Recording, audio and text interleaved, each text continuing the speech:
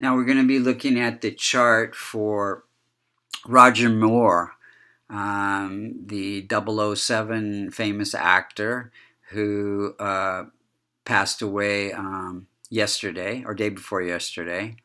Um, we can see that he has a Cancer rising at 26 degrees, and this becomes the most effective point of every house.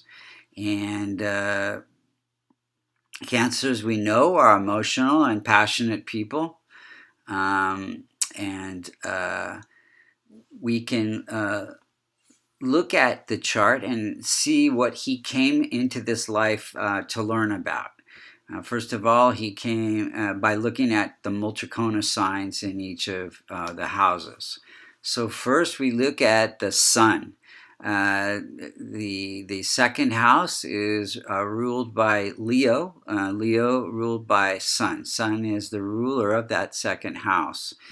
And Sun is in the third house of communication. So this says the second house has to do with recognition and longevity of marriage and also wealth. So his sun is just slightly weak, being over 25 degrees in old age. And so it's just slightly weak.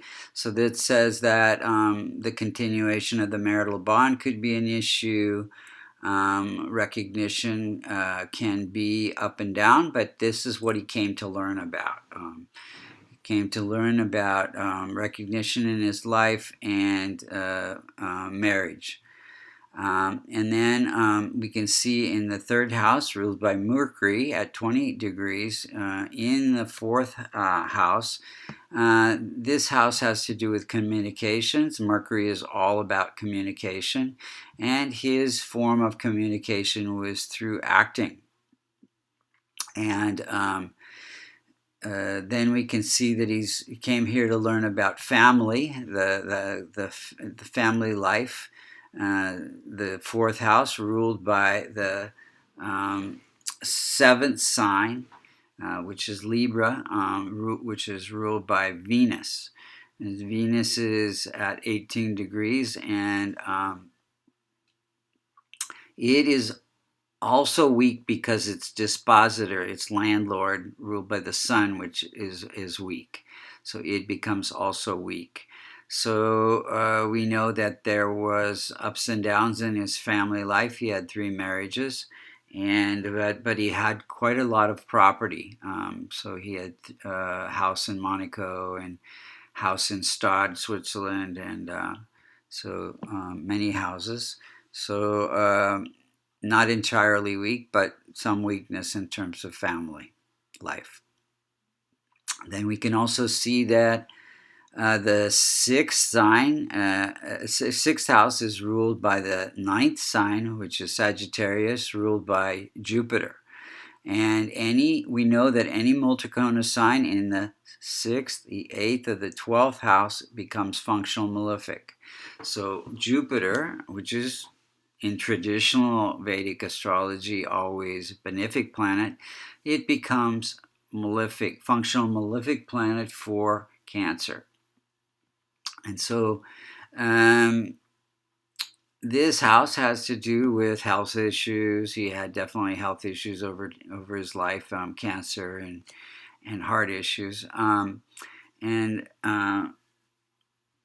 also has to do with hips and gallbladder and liver.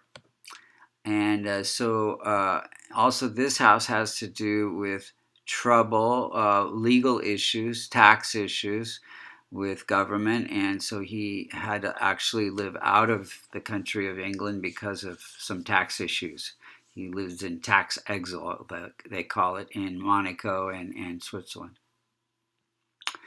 Then we know that he's also going to be working on research, vulnerability in his life. The 8th house is ruled by the 11th sign Aquarius, ruled by Saturn.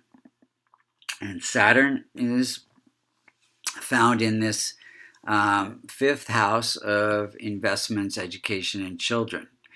So Saturn has a lot to do with service, and later in his life, he became a spokesman for UNICEF, which is an organization that helps people in underdeveloped countries. So service was something he came here to work on. Then we know that his career is what he came here to work on. The career house is ruled by the first sign Aries, ruled by Mars. So Mars is weak at 29 degrees in old age. It's in this sign of communications, and Mars gives us a lot of ambition to be successful. So this probably supported his ability to be in the performing arts and to be successful. We know that he came here to work on his life purpose and his health. First house is ruled by the fourth sign, Cancer, and Cancer is ruled by Moon. Now, Moon has to do with working with the public, and that his life purpose has to do with working with the public and performing for the public. So he also, I think he did Shakespearean plays as well and things like that, besides just movies of 007. Now, Rahu and Ketu, Rahu and Ketu, besides Saturn and Jupiter, are functional malefics for every sign. And Rahu is at 27 degrees, and we see the most effective point of every house is 26 degrees. So that means that Rahu is afflicting 5, 7, and 9 houses away. It's afflicting this house of income, 1, 2, 3, 4, 5. This house of communication, 6, 7, investments, children, and education.